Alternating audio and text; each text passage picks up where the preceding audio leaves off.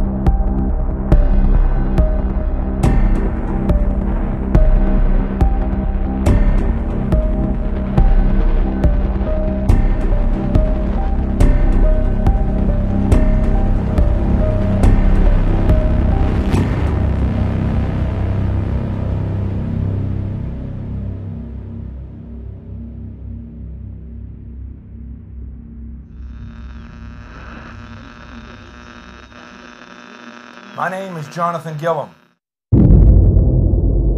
And this is The Experts.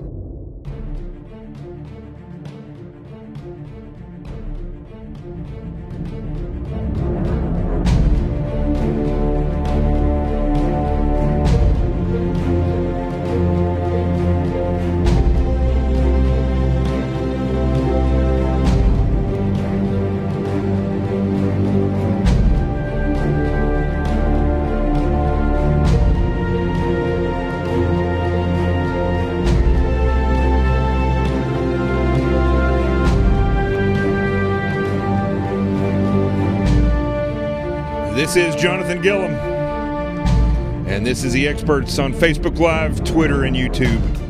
And tonight, it's a Friday night show. Kind of be a quick show. There's some stuff going on in the news. Once again, there is riots in St. Louis going on right now, and we'll talk a little bit about that. I just was texting with a buddy of mine that's a former police officer, and so I'm a little I don't really know much about this case. I'm going to be quite honest with you about the case in St. Louis. It happened 4.5 years ago, and we're going to get into that and whether or not I don't know. I haven't seen all the evidence on this thing. But I want to talk about the players that are involved in these riots, and then also this weirdo from John Jay College right here in Manhattan, and the reality of what these colleges are hiring these days. Let's get started. How many of you are prepared for an incident like this? Get my new book, Sheep No More, The Art of Awareness and Attack Survival, and I will teach you to think like an attacker so you can truly defend yourself. Don't just react, act. Available for pre-order now on Amazon and Barnes & Noble. Sheep No More. Get it.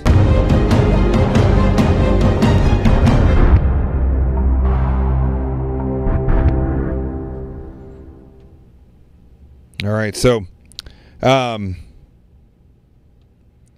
it appears as though we'll talk about John Jay College in just a minute. I've been monitoring right now what's going on in St. Louis, and there's a live stream. I mean, I could put it up here. I don't think it's really, you're not really going to be able to see much on this live stream in St. Louis about what's happening. I don't think on the camera there. But this is a live stream off of YouTube of the riots. I mean, as you can see, it doesn't look like, I don't know, there's quite a few people out there. But, you know, the reality is with this, folks, it's, I don't have any problem with people that organize and protest something like a bad decision when it comes to murder. I don't know enough about this case to speak about it. What bothers me now about this, until I find out more, and I'll probably know more about it by Monday. Now, you see right there, that's the extent of this protest, right? So the news covers these things like it is millions of people. You just saw right there, I don't know, I could estimate by what I'm looking at there, maybe 150, 200 people. I can guarantee a lot of them are going to end up getting in trouble here pretty soon and arrested, because here's the problem. It's not like people, good, hard-working people, are banding together when they think there's a bad decision in a court case, and then they go and march on the courthouse, or they don't march on the police department and in a non-violent way, so they can show that they believe this was injustice or whatever. You know, they should be outside or in around the court all the time, the courthouse. I mean, there's all different kinds of ways, I guess is what I'm trying to say here, to do this in a more organized fashion where people stand together. The problem I'm having with this already, though, and the little bit of research I did before I even started this show, because I was so engrossed in this professor from John Jay College and Chelsea Bradley / whatever Manning was going to be at Harvard as a fellow, an acting fellow. Well, it looks like we lost the feed there. So I'll keep that up just in case.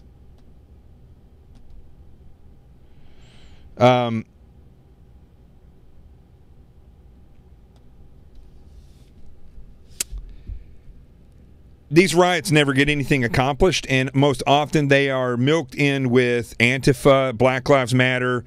You know, Black Lives Matter, it's ridiculous, dude. I'm telling you right now, Black Lives Matter was started by 3 lesbian Marxists. Now, I don't care what their sexuality is, but it's interesting because Marxism is known for utilizing different groups of a population to cause division.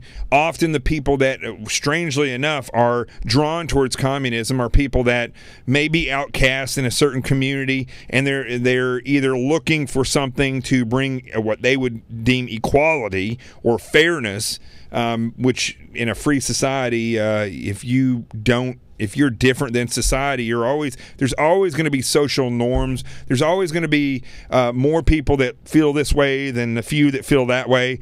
And a republic like we live in, the Constitution that we have, it does not ensure fairness. It may ensure fairness from the law, such as equal pay among sexes, or where there's discrimination. But you can't change the way this person feels to make this person feel better about themselves. That's not the way a free society works. You're free to feel this way about somebody, and they're free to feel that way about whoever they want, and that's just the way it goes. I know myself. I grew up extremely small. I was picked on and bullied and beat up. Made me into the man that I am, which turned out to be pretty successful as far as doing manly things. So, you know, a part of this whole culture of everybody gets a trophy and you can't offend anybody and you can't say anything wrong is really a detriment to the full growth of human beings. And how am I equating that with this riot? Well, I understand people are upset about this. The very fact that this individual that was killed by this cop was involved in a drug deal and a high-speed chase. Listen, if the car would have flipped over and the guy'd be dead anyway. The guy ends up doing another criminal act. Every one of these circumstances where a guy gets killed by a cop, they're performing a criminal act, and everybody just looks right past that. Instead of going out, this is even better. Instead of going out and protesting, I don't really know if anything comes of protest on the level that we do, like, you know, over in Egypt or in Poland or in places like that where they've had, literally millions of people protesting about a real cause that's real, not something that's made up.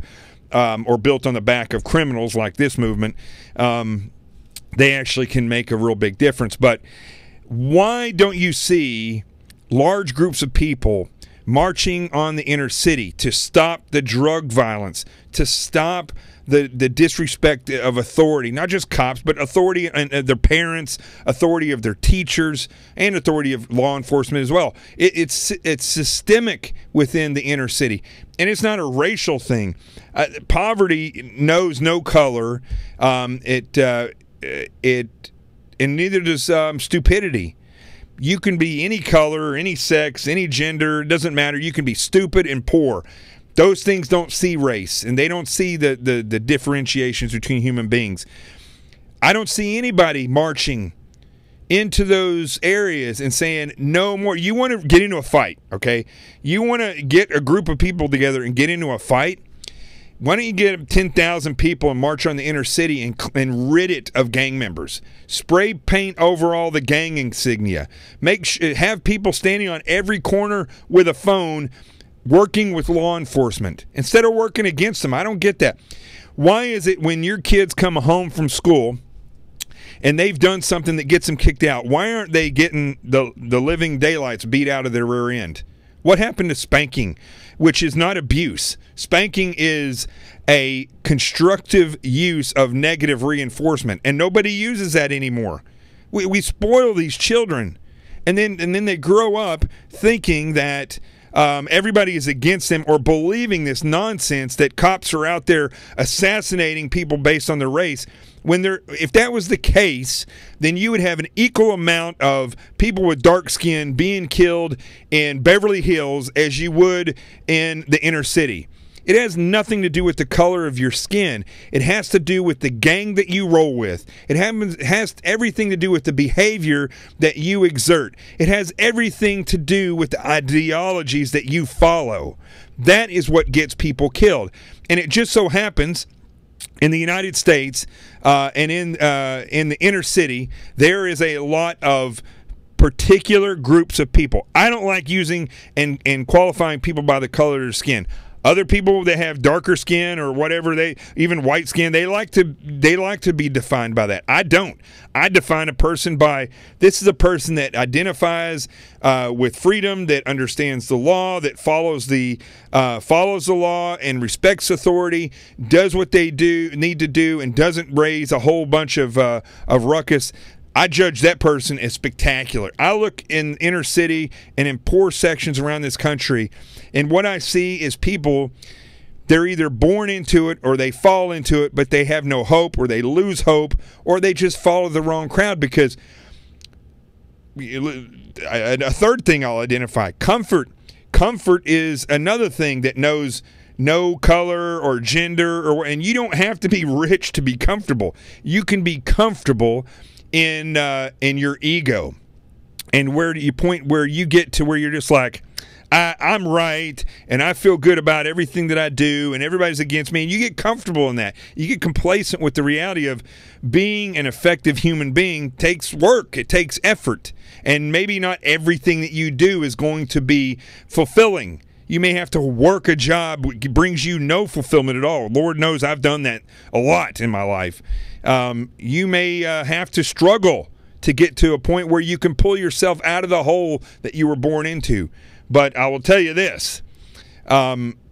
If you get addicted to comfort and addicted to your ego, if you don't do your own effort and take personal responsibility to better yourself so that you are an intelligent and wise human being, and if you are somebody who is born in poverty or you've fallen into poverty, if you do nothing to counter those things, though, you will become one of these people that will march and we'll go, let's see if that's back up. It's back up now. That will march and go out and protest stuff without really understanding that the problem is not here. The problem is back home, where this individual, whether or not he was murdered by a cop, I don't know. But I can guarantee you, if he was not doing a drug deal and speeding down the road, running from cops in excess of 80 miles an hour, he'd still be alive. Because like I said, regardless of what you see on the liberal mainstream media or in the newspapers and all this, cops do not systematically go out and murder people with dark skin.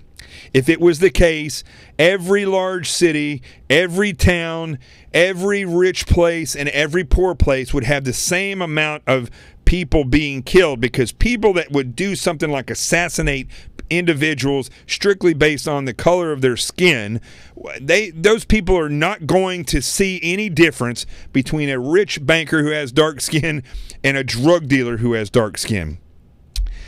What you see in almost every single one of these cases is people that have been raised in the inner city. They've been raised by a certain culture or ideology, and they have no respect for themselves, no respect for authority, no respect for their parents.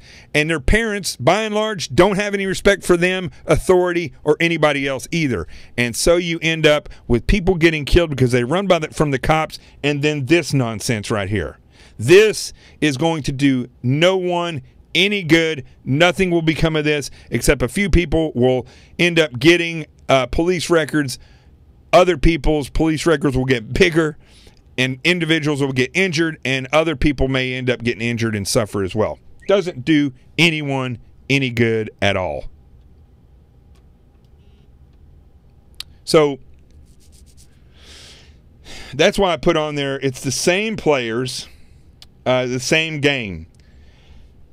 I would go as far to venture that Antifa and Black Lives Matter already knew that the potential of this judgment could come down like it did. If it's like anywhere else, they have people shipped there, paid to go there. They have cops, or not cops, but they have buses a lot of times that take people there. They will finance the protest themselves because they're all attached to these same activists, leftists, George Soros types that utilize this stuff to break down the communities. And I've been having a conversation back and forth with somebody that was, I would say at this point right now, still a good friend of mine. And he and I disagree greatly on this.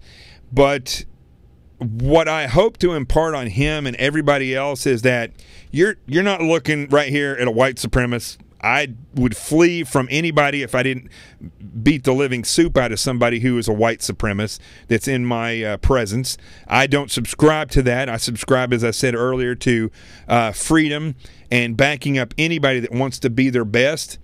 And then I really don't have time to mess around with people who don't want to strive and go around obstacles in their lives to continue to be their best and make the most of their life in response to those who have died for freedom, and the sheer fact that God himself breathed life into their soul, into their body, and that they owe everything to him to be their best. Not everybody will be their best, but I don't have time for that nonsense when people don't want to do that. But what I do have an extreme amount of time for is going after and exposing the reality of groups like Antifa, Black Lives Matter, by all means necessary, and who I'm going to talk about here in just a second, universities that act like they had no idea a professor was with Antifa, or they have no idea that, in the case of Harvard, that people might get a little upset when they find out that Chelsea Manning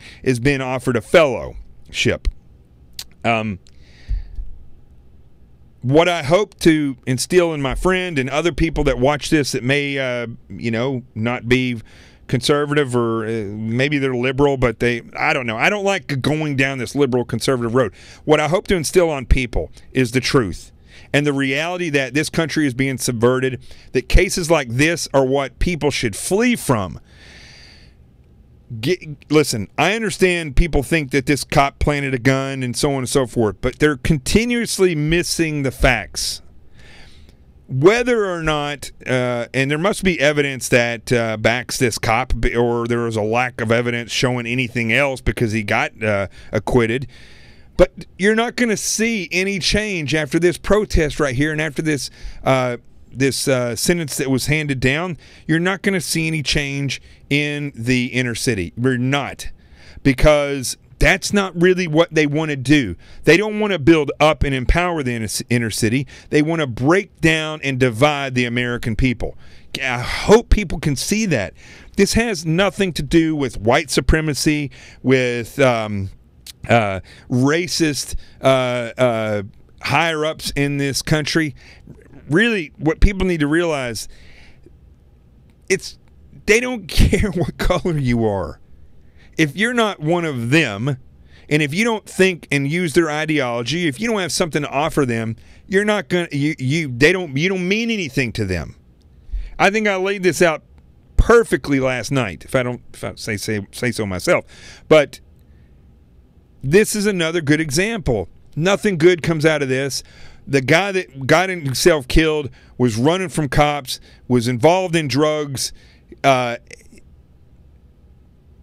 Everybody looks right past that, and they don't march in the inner city and say, this is where it starts. We have to stop it. They just won't do it. And it drives me nuts, because having grown up poor, and where's this picture here? I don't know if I've ever shown this before. Now, granted, the house had a roof and plastic on the windows, but, this is where I grew up. That's the house that I grew up in for part of my life. We moved around several times. That porch right there, I fell off that porch when I was choking on Wonder Bread one time and almost died. To me, it seemed like it was 10 feet high, but I fell off that, and my father came out there, and I was blue, and he pried my mouth open, and my mom said he stuck his whole arm down my throat and yanked that bread out and saved my life. Thank you, Daddy. And but this is where I grew up, right? You don't have to give in to poverty. You don't have to be stupid. I didn't grow up smart. I got my degree right up here in front of me, right here, all right? So I grew up in that house. And then this is my degree right here.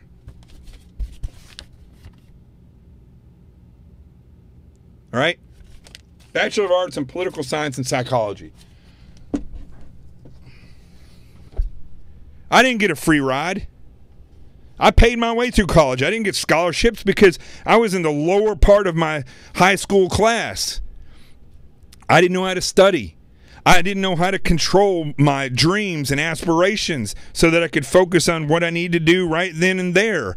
I didn't have, the college-educated parents. I love my mom to death, and my father, God rest his soul. But I didn't have that. But I didn't let it stop me. Even though I failed in so many ways and had terrible grades, I still had a dream and was never going to be comfortable with this. The people that are out here right now have no concept of this. They have no concept of the fact that they don't have to remain in this community and the community itself. That's a great thing about this whole story. That house that I grew up in, regardless that this was all we could afford, Me and my three sisters were never dirty. We never caused trouble. I never cursed. I never tried to abuse animals or do drugs or any of that stuff. I did what my mom told me. And I felt love in my family. Though we were, my father left when I was 9. He died when I was 13. My mom raised us all without a high school diploma. She later on in her life, in her 60s, got her GED, but she raised 4 kids. We're not perfect by any means. Unfortunately, my big sister, I don't really talk too much anymore, is an extreme liberal. Probably one of these people that be marching out here. But listen, it is what it is. She made her own decisions. She is an incredible musician. We have our faults. But my mom did an excellent job of instilling us, you're not about this. This isn't you. You're a clean person. You're a smart person. You're somebody who can do what you dream of. My mom always said that you can be whatever you want. But she would never have allowed us to be dirty or in a gang or doing drugs. She would have never allowed that. She didn't allow us to embarrass her in public. Trust me on that one. There were many times, my sisters got spanked more than I did. I was a pretty good kid. But there were many times when we got what we deserved. And we deserved it, and we knew it. My mom's little. She's like 5'4", but I'm telling you, just like her mom before, you don't mess with her. And the reason I'm bringing all this stuff up is because these people that are marching right here, it's a mixture of 2 different people. You have the people that come from the inner city that are feeling the burden of oppression from poverty, not oppression from the government, but from poverty, from parents that aren't there, from an education system that's broken. Listen, they're facing a mountain of stuff growing up in the inner city. I have no doubt about that. That's half of the people that are here. The other group of people are bussed in there, and they're pushing this lie forward that you must march on the police, you must march on City Hall, you must cause violence, you must do all these things, when in reality, if they all went home and cleaned themselves up, cleaned up their neighborhoods, made sure that there was love in their family, that their communities were clean. By the way, when we lived here, it didn't look all trashy. This house is just old. I mean, that was like 30, 40 years ago. Probably 40 years ago when we lived in that house. But there was no trash all over. We weren't trashy people. That's just because it's in the middle of nowhere in Arkansas. But you go through the inner city, it's destroyed. It looks like a war zone. That's not the government's fault. This guy ran from the cops and got himself killed. That's not the government's fault. Even if that cop murdered that guy, even if that was the case, that cop didn't make him do drugs, that cop didn't make him run from the police. If that guy had been living his life right, he wouldn't have been in that position in the first place. And this marching and this lie that is being pushed on people, and they believe it because they live in those communities, it just perpetuates the division of our citizenry, and we should not buy into it. You want to make a difference? Go march on the inner city. Go clean that up. And then you wouldn't have to have none of this nonsense. But when I have a dispute with a friend of mine and other people online, and they're saying, you don't know, you're white and you're probably a Trump supporter, which means you're a white supremacist. Nah. Folks, listen. I'm as far from a racist as an individual could ever be. I grew up with nothing, including the ability to learn. I had an extreme problem. I can't emphasize that enough. But as you can see, I never let that stop me. It had nothing to do with the color of my skin. It had to do with the content of my heart that was placed in there by a good mom and by a driving desire and need to know God and to please Him. That has always been my number one goal. God, country, and my family. Those 3 things. if that's instilled in a human being, they're not going to be involved in this, and they're not going to be involved in the car chase that led to the death of the individual that started this whole nonsense. Period. Let's go to the A block. How many of you are prepared for an incident like this?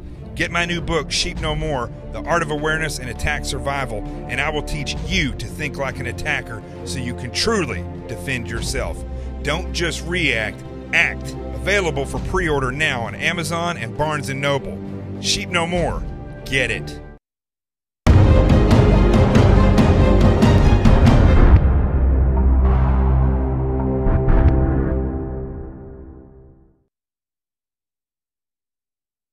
Now, this is something that I didn't even, the story just popped up. I've been hearing about these things, but let me just cover this real quick because it goes right along with what we were talking about before, and it'll go right along with what we're going to say here.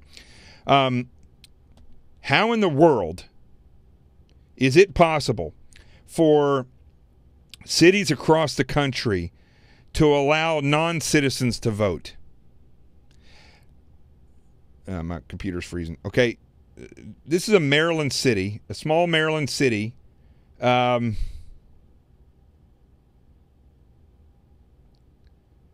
College Park, Maryland, approved a policy this last Tuesday to become the 11th municipality in Maryland,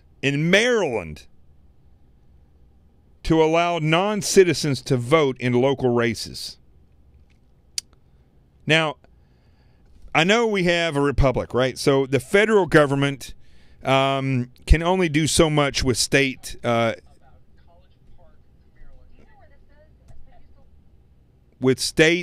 and local municipalities. But I have to kind of draw the line here that there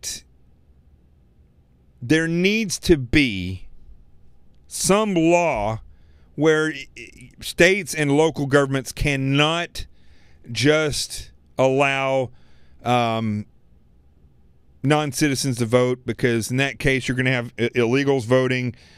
Even people that are residents here or people that have green cards, you're going to have them voting.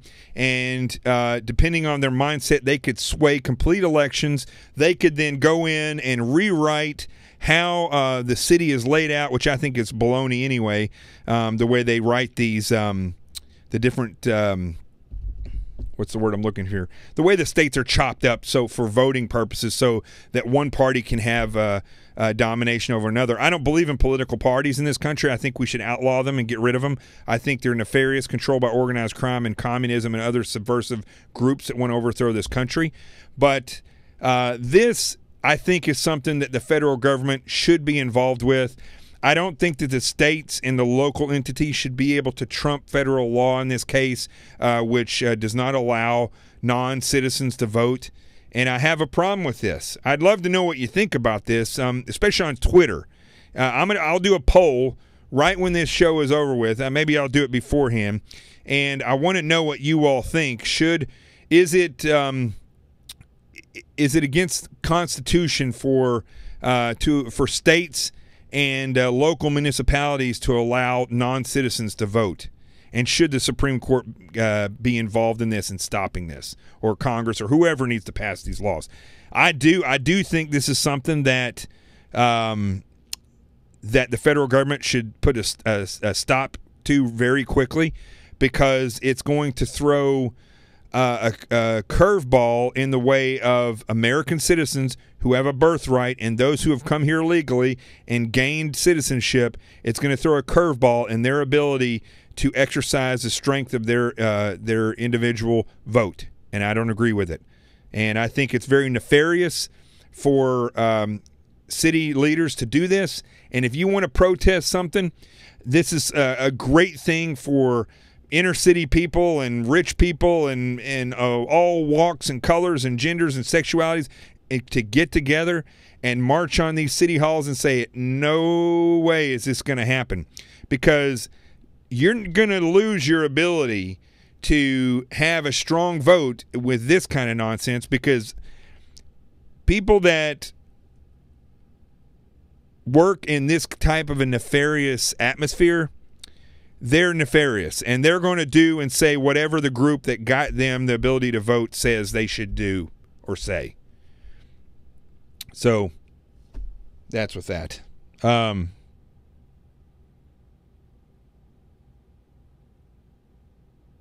me see what somebody's saying here. Stand by 1 second here. Stand by. I'm going to use my Delilah at night. This is the male Delilah at night on a Friday night. So let's go now and talk about... You see, folks, this whole thing... My laptop is going to die any day now. It's slowed down again for some strange reason. We'll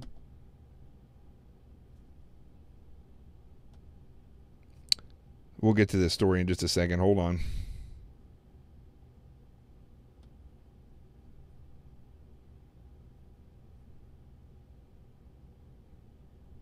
You want to see me break a laptop?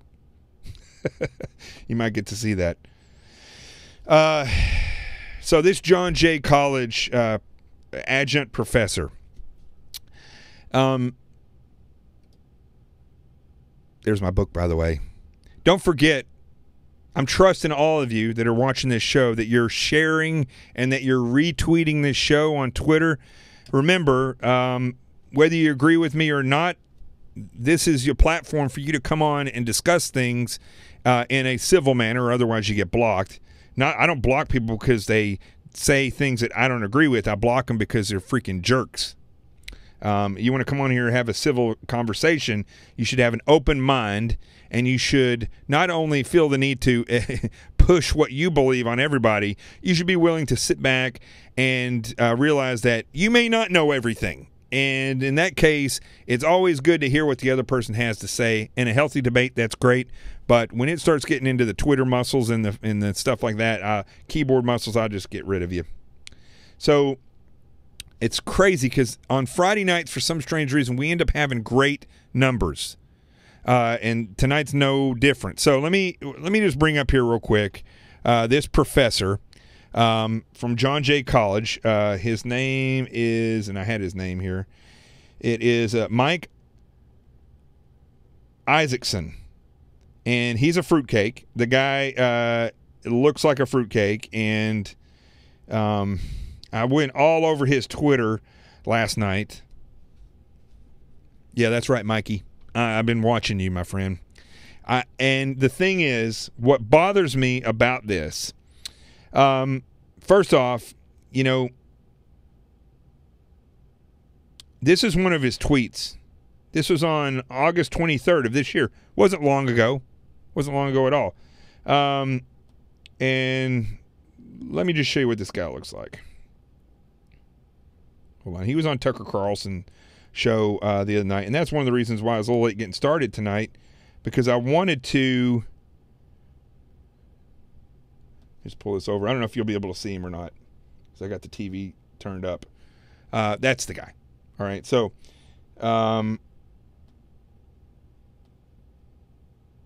there he is with Tucker. Antifa. This guy is a member of Antifa. He is a vocal member of Antifa. He's all over Twitter. I didn't look and see if he has Facebook, but he's all over Twitter talking about his allegiance to Antifa. He's a communist, and probably one of the most effeminate wimps I've ever seen in my life. Non-service-oriented individuals. I don't know how he's teaching at John Jay College, but I'll tell you this. I don't believe the president of John Jay College, which is, and I'm gonna call them out right now, and let me bring this picture up here for my good buddy, Carol V. Mason, the president of John Jay College. I'm calling you out as a liar, okay? Just like I'm gonna call out right now. Let me see this guy's. I got to get this guy's name as well.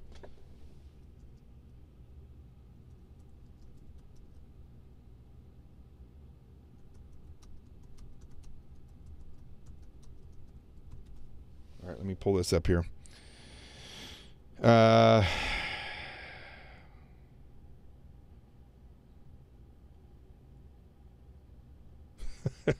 Some, the New Yorker, Harvard's dishonorable treatment of Chelsea Manning.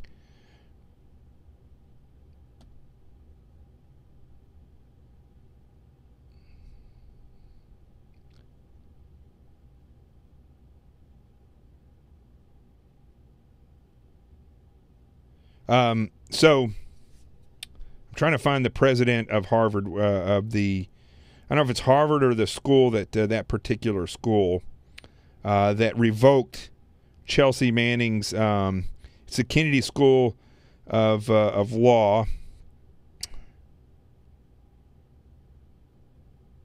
Stand by 1 second.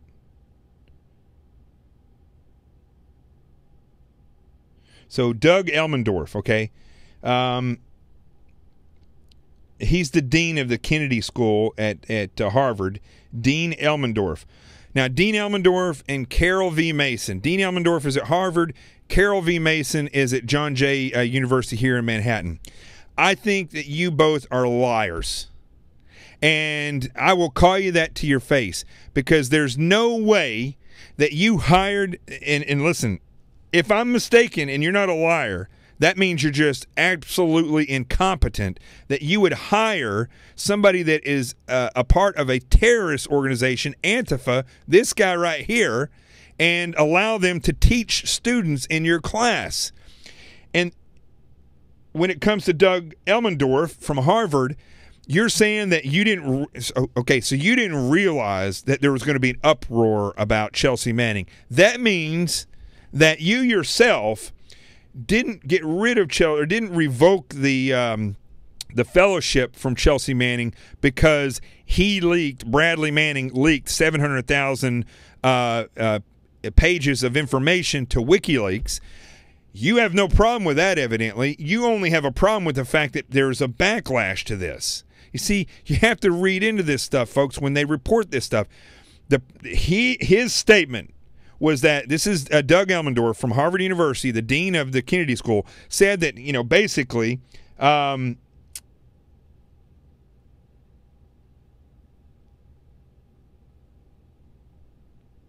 don't know his exact words here, but I was looking at it a minute ago.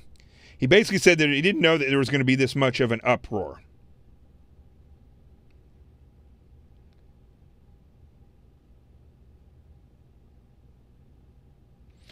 Many people view a visiting fellow title as honorific. I've never heard that word before.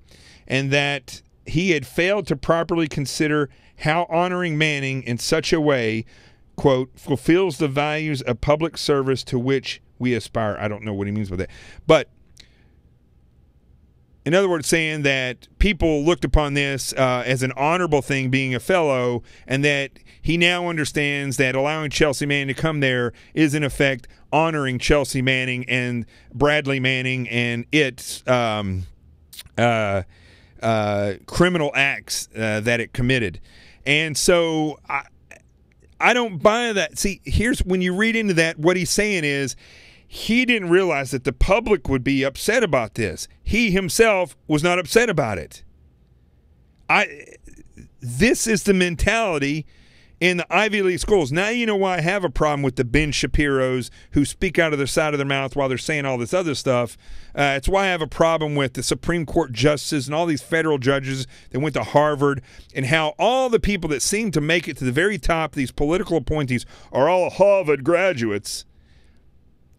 And yet our country and the government is a disaster. I say University of Arkansas at Little Rock. That's a great place to get leaders. How about Texas A&M? How about Grossmont College, where I went to junior college at? San Diego State. We don't need Ivy League schools telling us how to live our lives in this country anymore. They have destroyed our government. They're responsible for more failed policies. I'm talking about Ivy League. I'm not just picking on Harvard, but Harvard in general. Ivy League schools are responsible for more failed policies in this country than any other schools. They're responsible for more national security violations because of all these people who went to Harvard that got up there that ended up doing stuff like, Barack Obama releasing and pardoning Chelsea Manning, and for cartel members serving life sentences. It goes on and on. These people that graduate from these Ivy League schools are responsible for the deterioration of our country. They're also, by and large, the ones that run both of the main political parties in this country, which are monopolies in organized crime and full of communism. Now you know why. Because of deans of the schools. I can't look at this guy up here anymore. I got to get him off of here.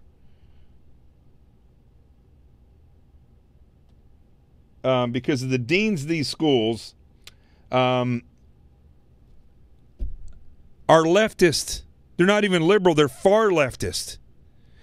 And for this woman, Carol V. Mason, to say that that they don't stand for the things that this guy says about killing cops. Well, hey, why didn't you say anything about this or stop him before it became public, just based on the fact that he's with ANTIFA, who has advocated killing cops and the overthrow of our government? What about that, Carol? Carol V. Mason, of president of John Jay College. What about that? You knew this guy was a member of Antifa because not only is it on Twitter, he talks about it in his classroom. And you have no problem with that until it's found out. Folks, this is the real problem. You can march like these people all day long until you're blue in the face. It's not going to stop kids or young adults or men with dark skin getting killed by cops. The only thing that's going to stop that is better parents, better families, churches involved, people that learn to respect authority, that don't do drugs, that take personal responsibility for their actions. That's the only thing that's going to stop that. You could clean up the police force completely to where they go straight from being choir boys to being cops. They're still going to be killing people in the inner city because crime is ripe there, because morals and values are gone, because by and large the inner city is utilized by politicians to get votes. And if that's the case, they're not going to get rid of the inner city. But what you see at these universities, at John Jay School with Carol V. Mason allowing an Antifa member, a communist that is advocated for the killing of cops, to still teach in her school. What you're seeing is that Carol V. Mason herself, and I'd love to have her on this show and challenge her to this, she is either incompetent in her job by not getting rid of these people in that university, or she's a liar and she's a communist and she supports the killing of cops. One of the other two. It can't be anything else. She's either incompetent or she knew that this guy was there, that he's a part of Antifa, that he supports killing of cops, and she did nothing about it. And if that's the case, then she automatically is in support of him, either overtly or by doing nothing. Just the same way as if somebody says, I'm going to go kill somebody, and they they're really good, they load their gun, they're getting ready to walk out the door, and you don't do anything about it, and you are just as guilty of murder as the person who pulled the trigger. So yeah, this guy's a knucklehead, this Antifa weirdo. He needs a haircut. But the real problem are these deans and these the people that hire them and allow them to be there. They're okay with it because they think the same way. This is a real problem, folks. This is a real problem in this country.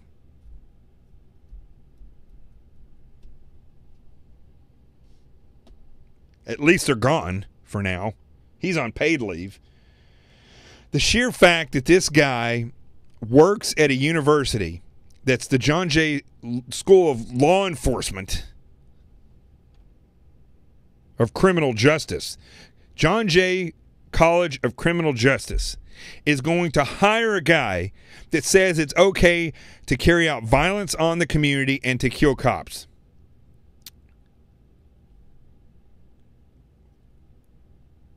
Am I not the only one whose head is about to explode right now?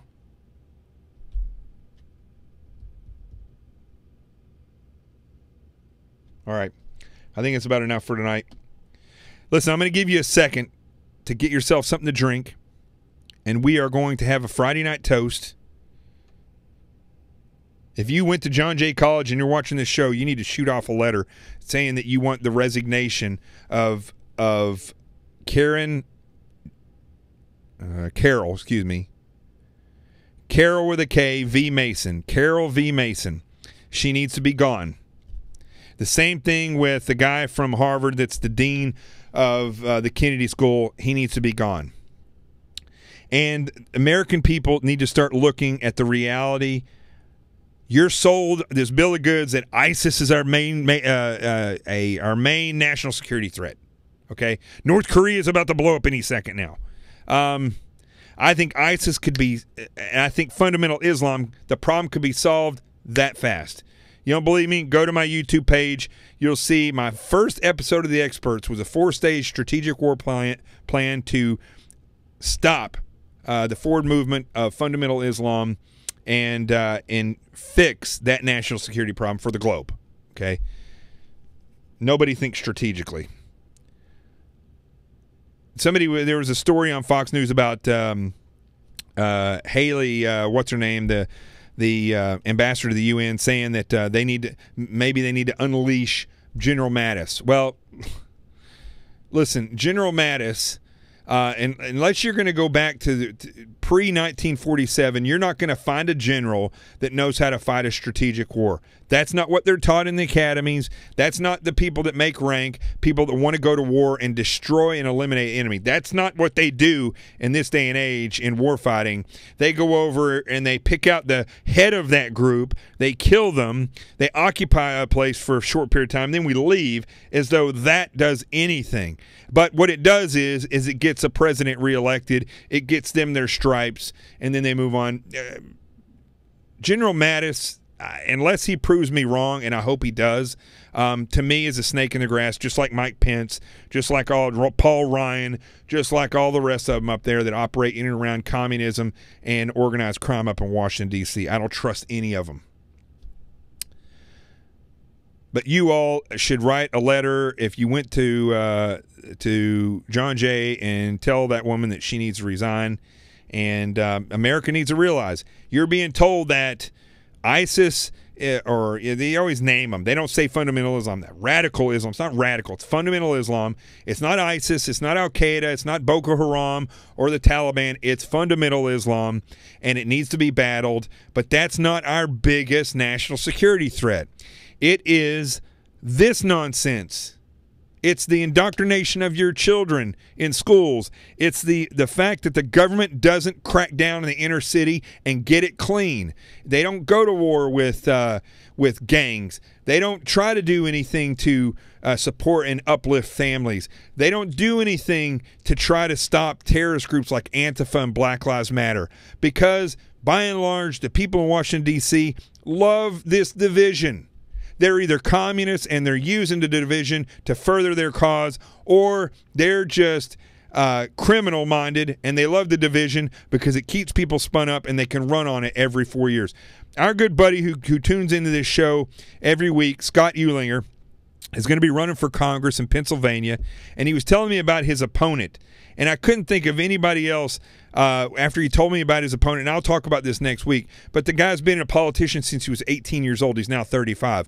That is the last person you want in office. That is a career politician. He is a robot. Scott Eulinger is an operator. That's who you want in right now in Washington, D.C. Scott Eulinger will stand up to people.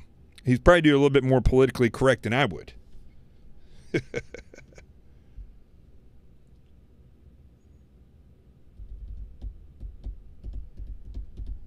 Yes, I agree. Whoever said this right here, who is this? This is I'm gonna agree with you here. Gut shot Bill. You said whoever gave that guy his master's or PhD, who recommended him for a teaching job, they must go to. I totally agree. Totally agree with you. And I think that, America, First of all, make sure you share this show. Make sure you retweet it. Make sure you retweet. I'm going to replay yesterday's show. I think it's probably one of the best shows I've ever done. The past 3 days have been really good shows. Lot in the news that we can really dig into. America, you can get behind this. This is what should be spreading. Forget about this white supremacy nonsense. If you are, you're a liberal and you want to say everybody that supports Trump is a white supremacist and Trump's a white supremacist. He's not a white supremacist. I'm not a white supremacist. I support Trump. Yeah, I want Trump to do good. Trump was the only one that had operational experience of any kind out of anybody up there in the last election. Everybody else was through and through a politician sworn to uphold the furtherance of their political party. That was not Trump, and that's why I pushed him and voted for him. I think he is in a bad position right now. I'm not going to lie to you. But there's no white supremacy here.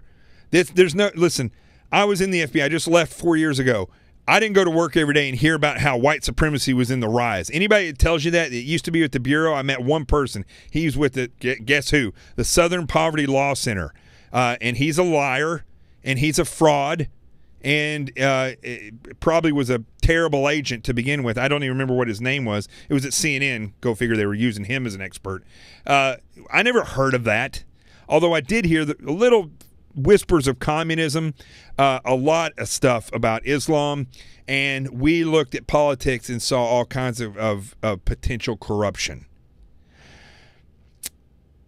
Don't believe the lies. The American people, if you stand together and you get behind and stand with each other. I brought this up before, the Hands Across America. I remember when I was a kid, MTV had the Hands Across America. We literally got almost completely across the United States people holding hands for, I don't even remember what it was. If we all came together, whether you're liberal or conservative, you could be alt-right. I don't even know, really, tell you the truth, what alt-right is. I don't want anything to do with it. I don't want to be identified as right or left. You know what I am? I'm alt effective.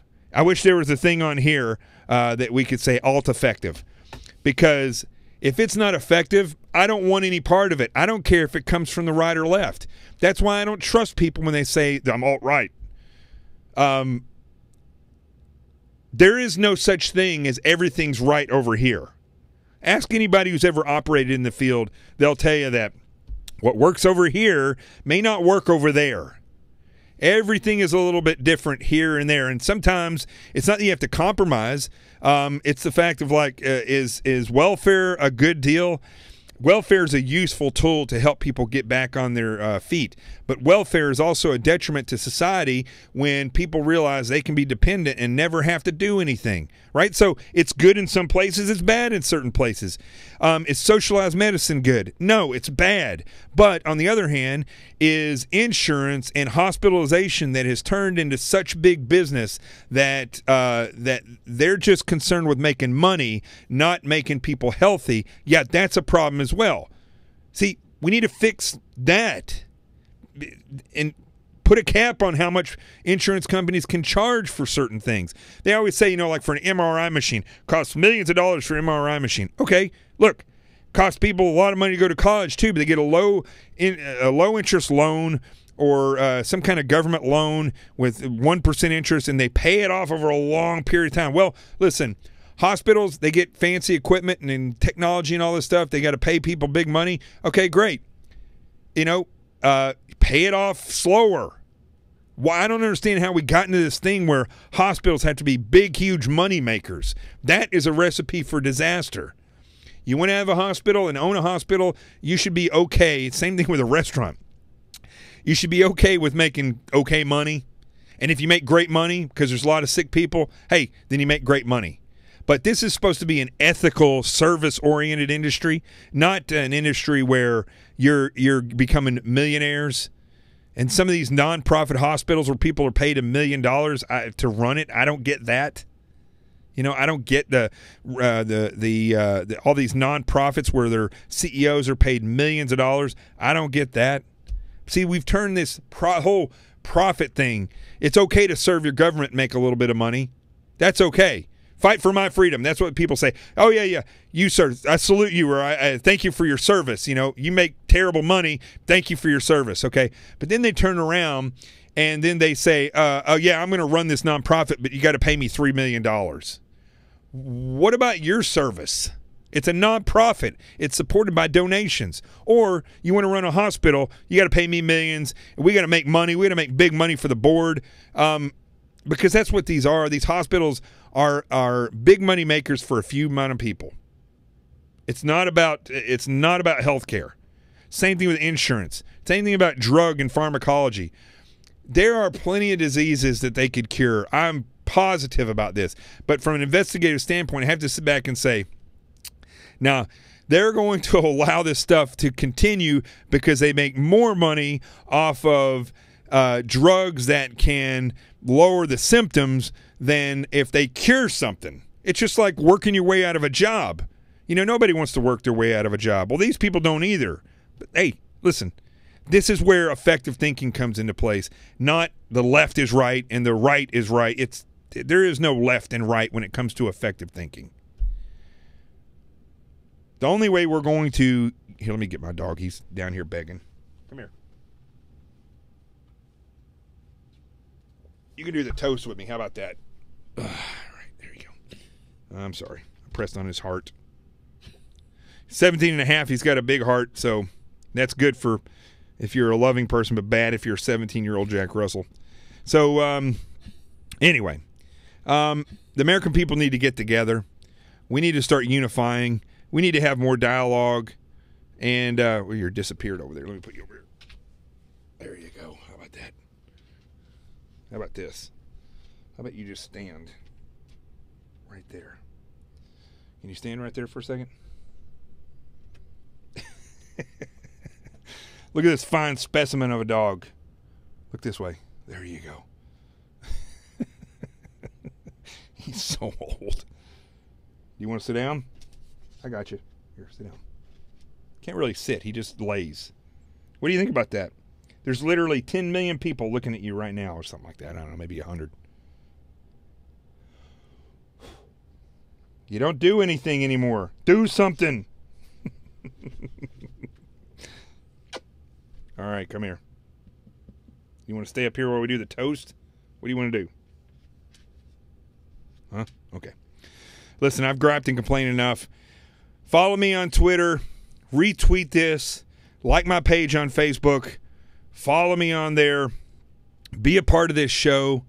Donate to the GoFundMe page. It's right here.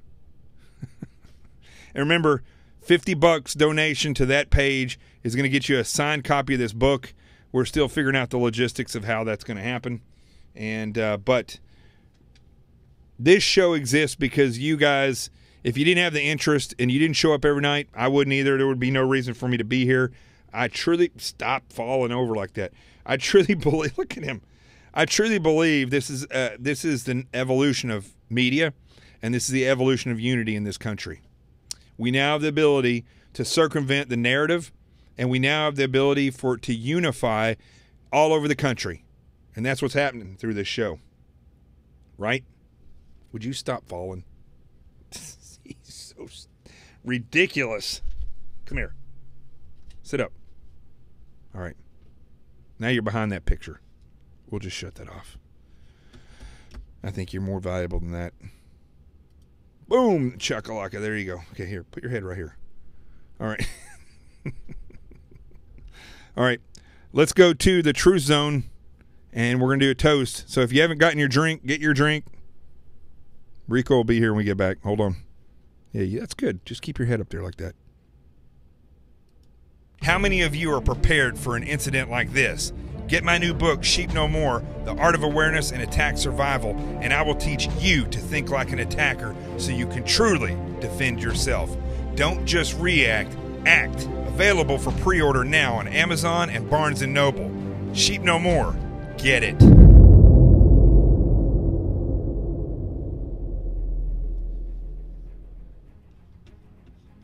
All right. Let's just give you the mouse and let you work it. Look, I think he found something comfortable. All right, let's raise a toast. Want some? Here's a special toast tonight. I'm not choking you out, am I? There you go. I think he likes putting his head there. So here's the toast for tonight. Come on, put your head back up there.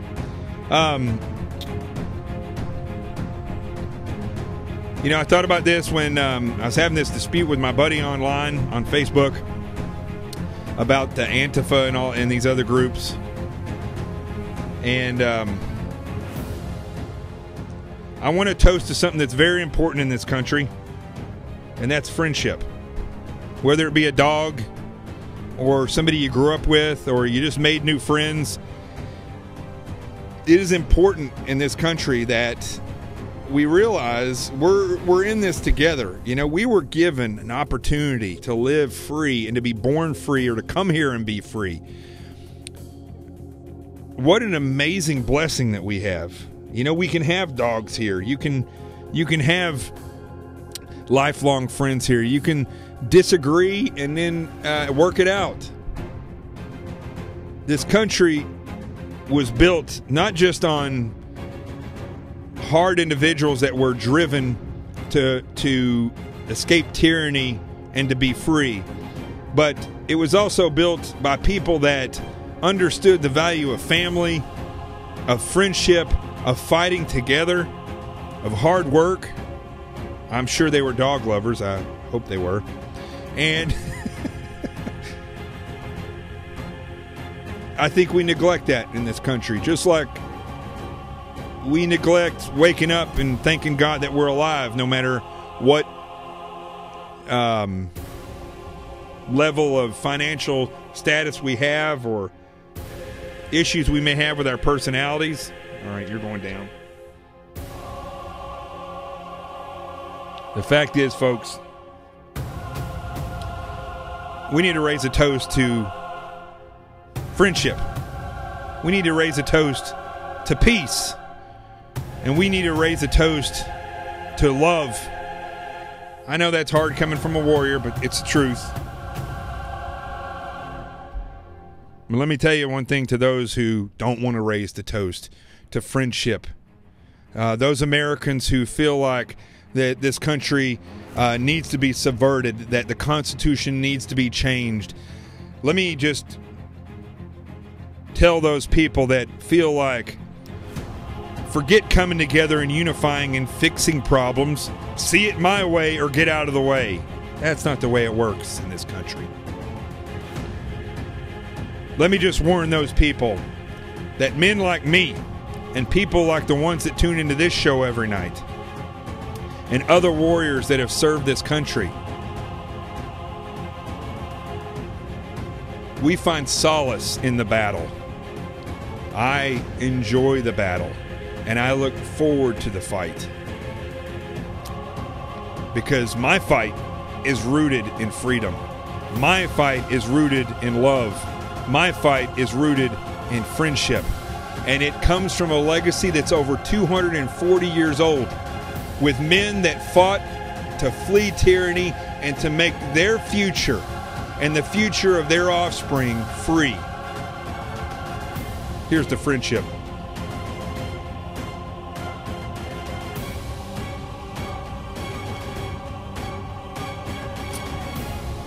I'm Jonathan Gillum. That's old Rico down there. I'll see you Monday on The Experts. The truth has arrived.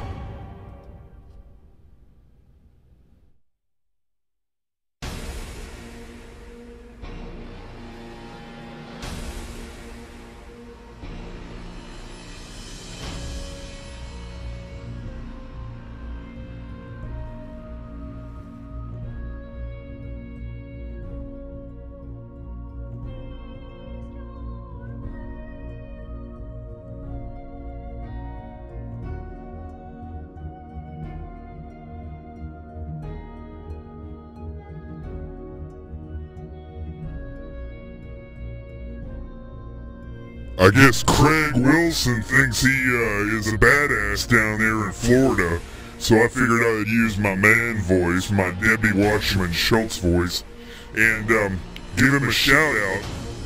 Peace, Craig!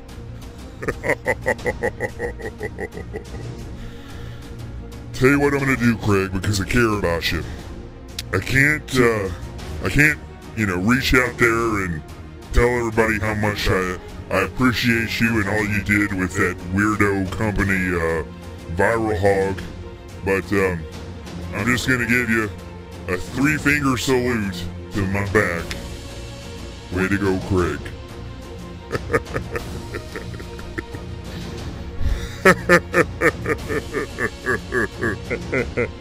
Whoops, I hit the wrong button.